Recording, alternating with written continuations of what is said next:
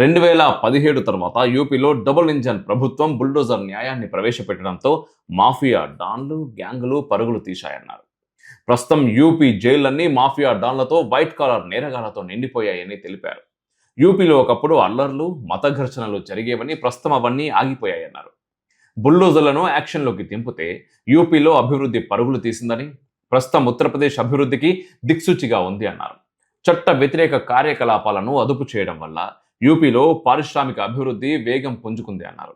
బెంగాలీ సంస్కృతి సాంప్రదాయాలకు హాని చేస్తే చూస్తూ ఊరుకోబోమన్నారు. తాము అధికార పగ్గాలు చేపట్టిన తర్వాత బుల్డోజర్లను కేవలం రహదారుల నిర్మాణానికి మాత్రమే కాదు, మాఫియా ఆట కట్టించేందుకు వాడినట్టు తెలిపారు.